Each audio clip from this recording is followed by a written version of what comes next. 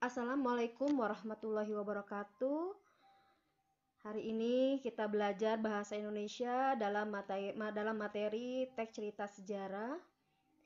Dalam pertemuan yang ketiga, kita akan membahas tentang kaidah kebahasaan.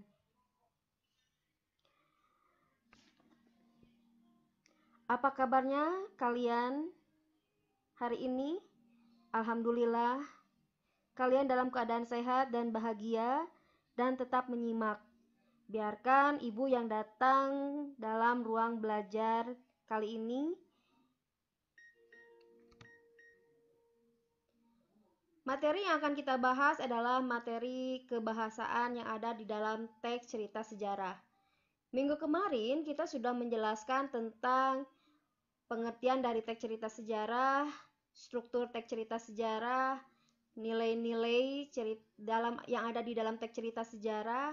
Kita ulang kembali apa sih teks cerita sejarah. Sebelumnya kita berdoa.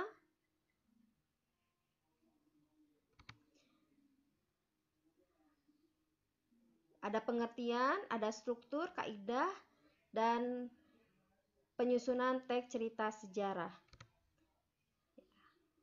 Teks cerita sejarah adalah teks yang menceritakan tentang kisah hidup manusia dengan mengolah fakta sejarah sebagai latar terjadinya peristiwa.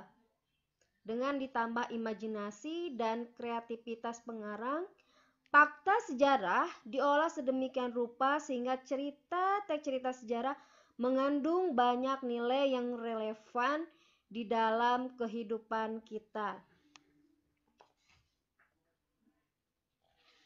Teks cerita sejarah menceritakan suatu rangkaian peristiwa bermakna yang dialami para tokoh secara menyeluruh dengan latar sejarah yang mendominasi keseluruhan cerita. Pada pertemuan kali ini, kita akan diajak bagaimana caranya kalian dilatih untuk menganalisis suatu kebahasaan dan menulis cerita sejarah pribadi dengan memperhatikan kebahasaan. Kita jelaskan satu-satu tentang menentukan ciri bahasa teks cerita sejarah. Ya, menggunakan kata yang menunjukkan makna lampau, menggunakan fungsi keterangan tempat dan waktu, banyak menggunakan konjungsi temporal, banyak menggunakan konjungsi kausalitas, dan banyak menggunakan kata-kata yang bermakna tindakan atau perbuatan kata kerja material. Ini adalah semua tentang kaidah kebahasaan yang ada di dalam teks cerita sejarah. Selanjutnya kita jelaskan.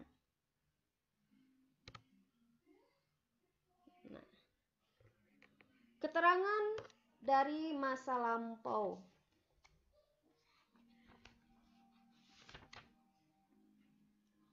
Cerita sejarah pada umumnya menggunakan kata ganti orang ketiga, baik jamak ataupun tunggal.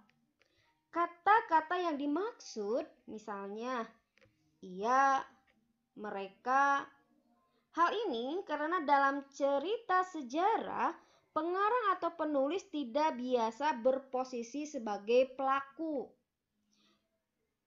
atau sebagai pelaku sudut pandang pertama. Dalam cerita sejarah, penulis selalu berposisi sebagai pengamat orang ketiga yang serba tahu ataupun pengamat yang objektif. Dalam cerita sejarah juga banyak penggunaan kalimat yang menyatakan peristiwa pada masa lampau. Nah, apa masa lampau itu?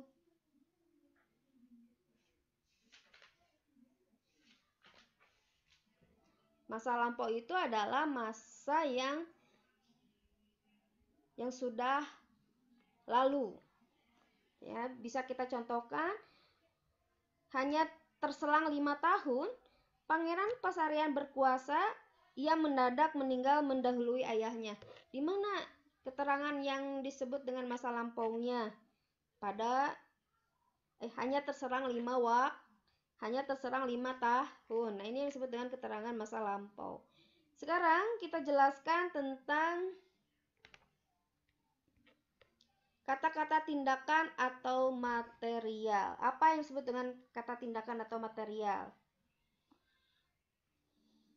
Kata yang bermakna tindakan atau material digunakan untuk menggambarkan rangkaian peristiwa yang dilakukan pelaku sejarahnya.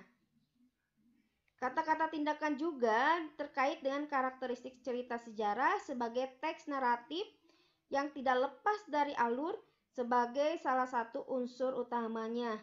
Kata-kata tersebut tampak pada, nanti contohnya Ibu akan jelaskan.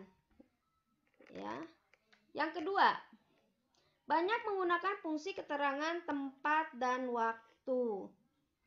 Hal ini terkait dengan cerita sejarah sebagai teks naratif yang selalu menghadirkan latar, yang selalu menghadirkan waktu dan penokohan yang ada di dalam sebuah alur cerita. Ya. Yang ketiga, banyak menggunakan konjungsi temporal.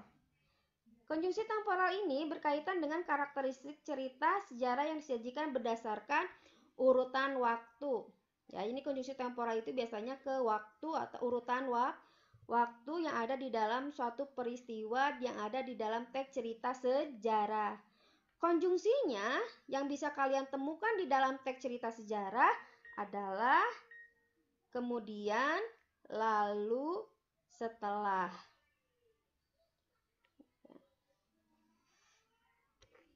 Sekarang yang kelima, konjungsi kausalitas.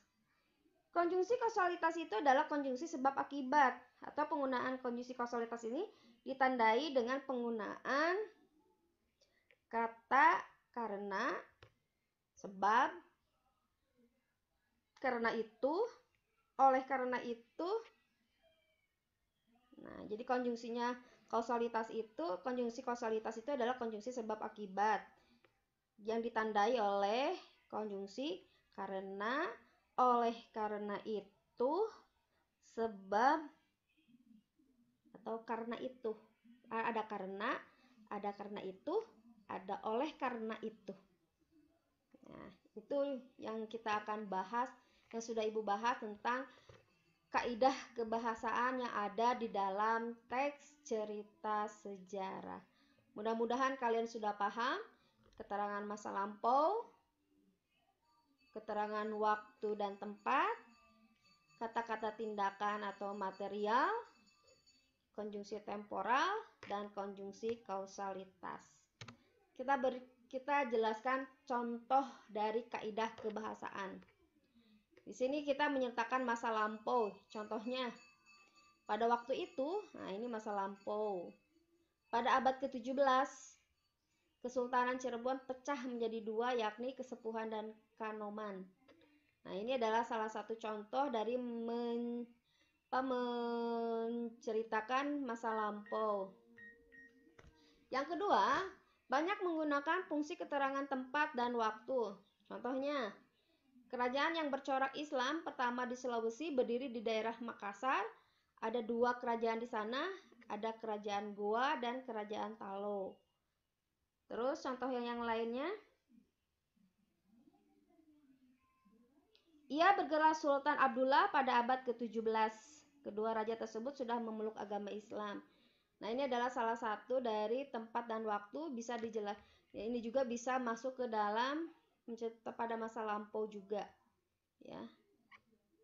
Kaidah kebahasaan yang ketiga, banyak menggunakan konjungsi temporal. Contohnya, Pangeran Hadiwijoyo dinobatkan sebagai Raja Pajang oleh Sunan Giri, salah seorang menantunya yaitu Ki Gede Pemanahan, dihadiahi Mataram. Daerah Mataram pun, nah ini ada kata konjungsi. Ya, konjungsi ya, berarti ini termasuk ke dalam konjungsi temporal. Ada kata kemudian, berkembang dengan pesat. Ya. Ia kemudian meneruskan kekuasaan ayahnya di Mataram. Berarti kemudian kemudian juga itu konjungsi temporalnya. Kalian boleh mencari konjungsi temporal yang lainnya.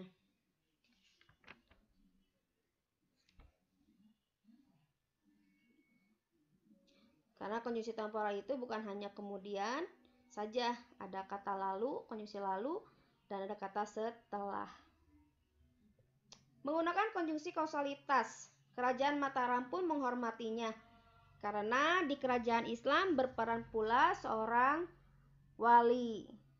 Ya, atau contoh yang lainnya, karena itu kedudukan sultan diserahkan kepada Pangeran Sabakingking atau yang bergelar Sultan Maulana Hasanuddin.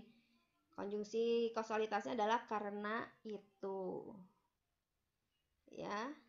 Sekarang menggunakan kata yang bermakna tindakan atau perbuatan atau dengan kata kerja material. Contohnya, Sultan Hasanuddin wafat pada tahun 1570 dan digantikan putranya Yusuf. Nah, digantikan kata kerja materialnya. Ia berhasil mengalahkan kerajaan Sunda yang masih menganut agama Hindu. Nah, ini konjungsi materialnya adalah menganut. Ya, atau Islam berkembang di Jawa, atau adapun rakyat yang tidak mengikuti ajaran Islam menyingkir ke daerah pedalaman dan mengikuti kepercayaan asal mereka.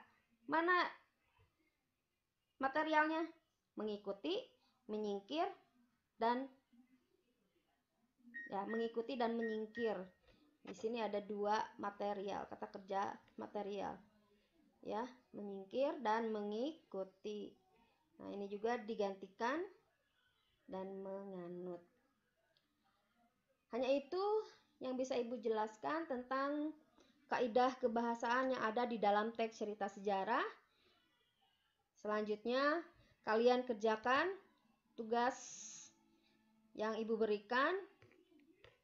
Analisislah ciri bahasa teks cerita sejarah yang berjudul Gajah Mada bergelut dalam tahta dan angkara ada di buku paket pada halaman 40 sampai 42.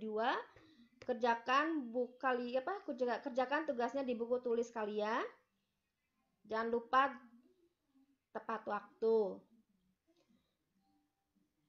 Terima kasih atas perhatiannya. Wassalamualaikum warahmatullahi wabarakatuh.